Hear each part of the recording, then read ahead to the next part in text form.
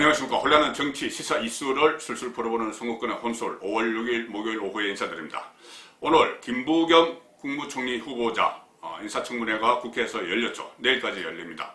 그런데 오늘 첫날 김부겸 후보자 인사청문회를 보고 많은 사람들이 속 시원하다, 후련하다, 사이다 같은 발언들을 쏟아졌다, 이런 반응들이 나왔습니다.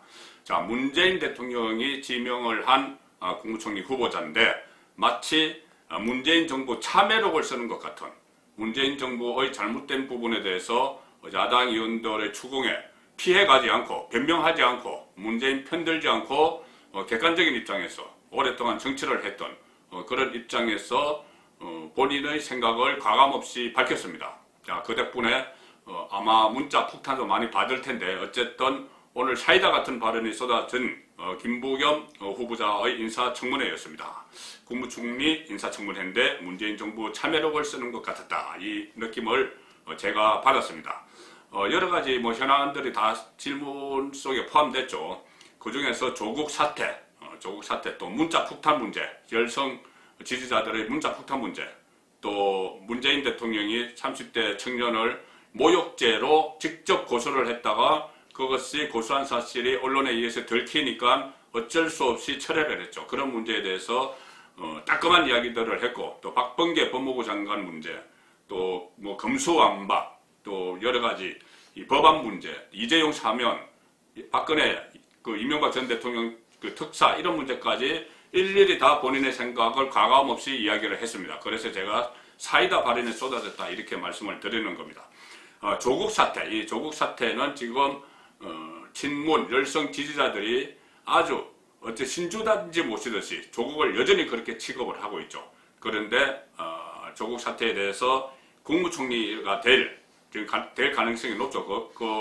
국회 인준표결을 거쳐야 되지만은 어쨌든 지금 국무총리의 문턱에 들어가 있습니다. 그런데 김부겸 국무총리 후보자가 이 조국 사태에 대해서 상당히 비판적으로 이야기합니다.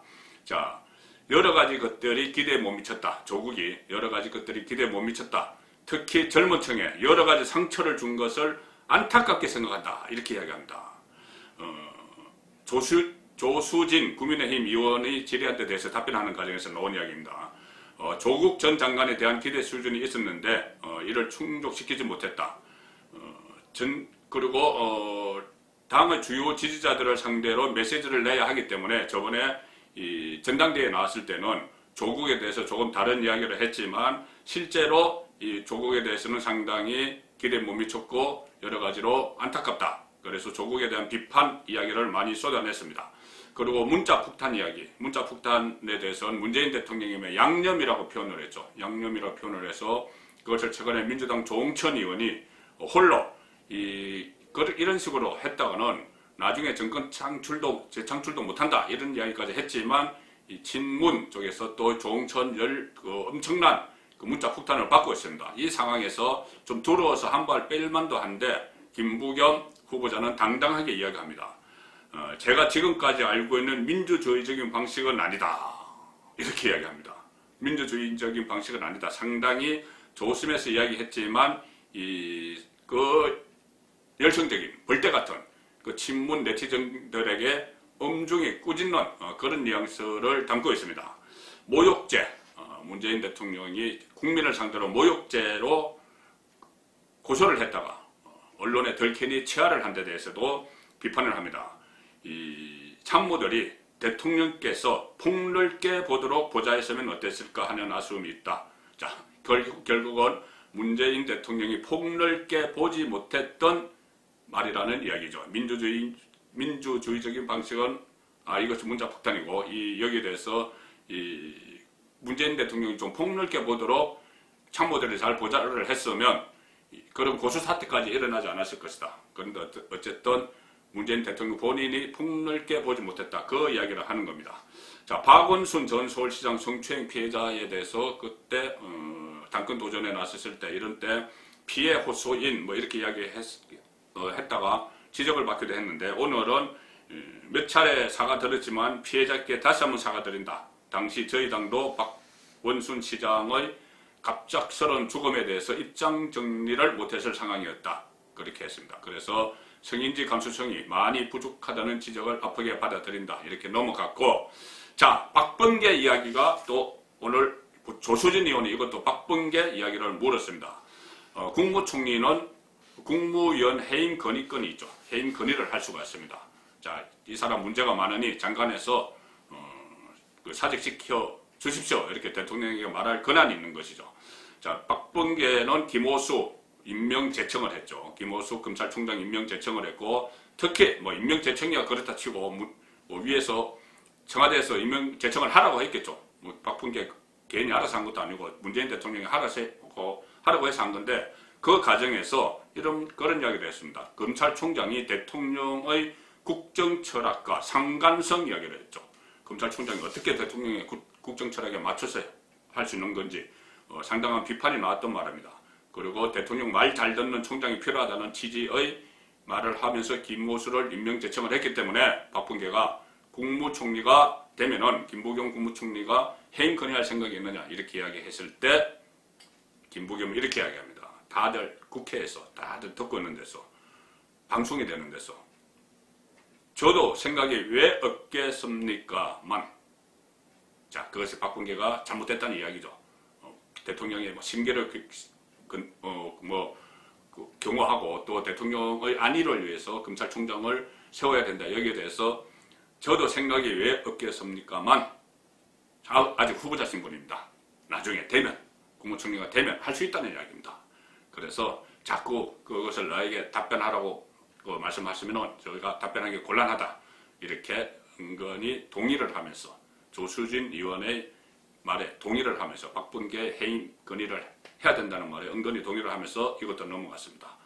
검수완박, 검찰 수사권 완전 박탈, 여기에 대해서는 그것은 당 전체 의견이 아니고 일부 국회의원들의 개인 의견이다. 그때 몇몇 의원들, 초선 의원들 중심으로 검수완박 이야기가 났죠. 그것이 결과적으로 윤석열이 박차고 나오는, 검찰총장직을 박차고 나오는 어떤 빌미가 되기도 했었던 일입니다. 거기에 대해서도 당 의견이 아니다.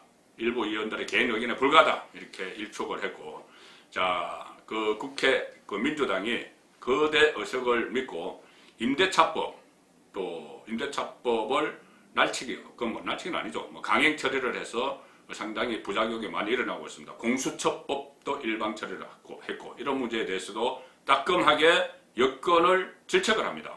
국무총리 후보자가. 자, 이렇게 이야기하죠. 김부겸이 국민 삶에 구체적인 영향을 미치는 법안은 좀 더 숙성시켜 대화를 했더라면 국민을 납득시키는데 도움이 됐을 것이다. 이렇게 이야기하죠.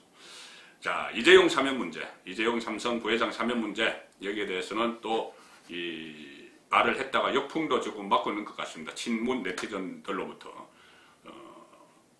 김부겸 후보자가 이렇게 이야기합니다. 이재용 사면 문제에 대해서는 경제계 인사들을 만나서 나눈 의견들을 잘 정리해서 문재인 대통령에게 건의를 하겠다. 전달을 하겠다. 이것은 결국은 경제인들이 어떤 반도체 이 문제, 미국 공장 증설 문제 그것 때문에 반도체 공장을 전설을 해주면은 화이자 백신 확보에도 유리하고 이런 전반적인 이야기들을 문재인에게 이야기를 해서 사면 승낙을 받아내겠다는 이야기와 비슷합니다. 그런 이야기를 했고, 또 이명박 박근혜 전 대통령 사면 문제에 대해서도 이 문제는 이낙연이 역풍을 맞았죠. 연초에 역풍을 맞았는데 이 부분에 대해서는 좀 유연하게 넘어갑니다. 김부겸은 대구 출신이죠. 대구에서 국회의원도 했죠. 그래서 상당히 김부겸 입장에서는 더 예민할 수가 있습니다. 이 문제에 대해서는 이렇게 이야기합니다. 문재인 대통령도 신년 회견에서 두 사람의 장기 구속이 안타깝다고 말했다. 국민들이 마음으로 용서됐는지를 문재인 대통령이 판단하시겠지. 이러고 넘어갔습니다. 아마 오늘 이후에도 김부겸 후보자에게 문자 폭탄이 쏟아질 텐데, 특히 이재용 사면론을 놓고는 벌써 들썩거리고 있습니다. 그렇지만 이것은 김부겸의 어떤 소신이죠. 소신을 이야기한 겁니다.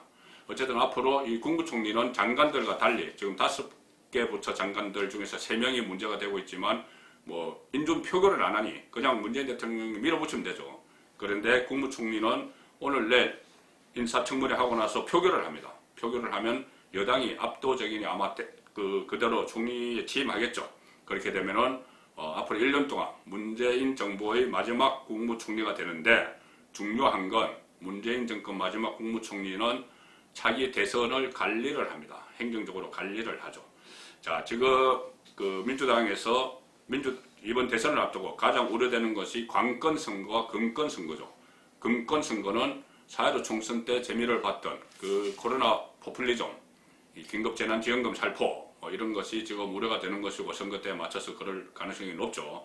그리고 또 하나는 관건 선거입니다. 관건 선거도 문재인 정권이 재미를 톡톡히 봤습니다. 2018년 울산시장 선거, 청와대 7개 부서가 불법적으로 개입해서 문재인 대통령이 형이라고 부른다는, 꼭 당선됐으면 좋겠다고 소원이라고 했던 송철호 울산시장을 당선시킬 때 관건 선거가 얼마나 위력을 발휘를 하는지는 봤을 겁니다. 자, 지금 이 국민의힘 일각에서는 김부겸 후보자가 민주당 국회의원 출신이고 당권에도 도전을 했던 인물이기 때문에 관건 선거를 주도하지 않겠느냐, 오히려 김부겸이 관건 선거를 주도하지 않겠느냐, 그런 우려가 있었는데, 오늘 이 답변에서 보여준 그 시원한 사이다 발언 같은 것을 보면 오히려 본인이 관건 선거를 앞장서서 막을 수도 있다, 그런 생각이 듭니다. 원래 김부겸 그 후보자는 서울대 학생운동권의 리더였죠. 3번이나 구속이 되고 했는데, 제도 정치권에 들어와서는 꼬마민주당에 있었습니다. 꼬마민주당이 뭐냐면은 1990년에 3당 통합이 이루어졌죠. 노태우의 민정당, YS의 민주당, 그리고 JP의 공화당이 3당 통합을 했는데, 그때 민주당 쪽에서 가지 않고 그 3당 통합으로 만든 민자당에 가지 않고 남았던 그 꼬마 민주당입니다. 그 꼬마 민주당에서 어쨌든 정치를 시작을 했고, 그 꼬마 민주당이 나중에 지금의 국민의힘 세력과 합쳐지는 바람에 한나라당 국회의원이 됐습니다. 한나라당에 들어가서 국회의원이 됐죠. 16대 때. 그러다가 2003년에 노무현 정부가 들어서면서 이 열린우리당을 민주당의 계열에서 창당을 할 때, 그때 탈당을 해서 합류를 했습니다. 그 민주당 계열에 합류를 했죠. 그때 같이 했던 사람들이 뭐 김용춘을 비롯해서 있는데, 그 사람들을 독수리 오형제다 이렇게 부릅니다. 그리고 이후 경기도 군포에서 계속 국회의원 선수를 쌓았는데, 지역주의 타파 이것을 기초로 내걸고 고향 대구로 내려갔죠. 대구로 내려가서 지방선거 또 총선에 출마했고, 결국 20대 총선 때는 볼모지 대구에서 민주당 소속으로 유일하게 국회의원 배치도 달게 됩니다. 그래서 노무현을 잇는 지역주의 타파의 아이콘이다 이렇게까지 불리고 있었고, 자기 대선 주자까지 거론이 됐는데, 지금은 이번 대선은 나갈 수가 없게 됐죠. 그런데 어쨌든 지금 대선 관리를 정말 공명정대하게 하고, 잘못된 것은 잘못됐다고 문재인 정부의 마지막 국무총리 입장에서 그런 위치에 서면은 김부겸 국무총리 후보자도 차차기 대권에는 또 가능성이 있는 것 아니냐, 그런 생각까지 하게 되는 오늘 국무총리 인사청문회를 본 간전평이었습니다. 송국근의 혼술이었습니다.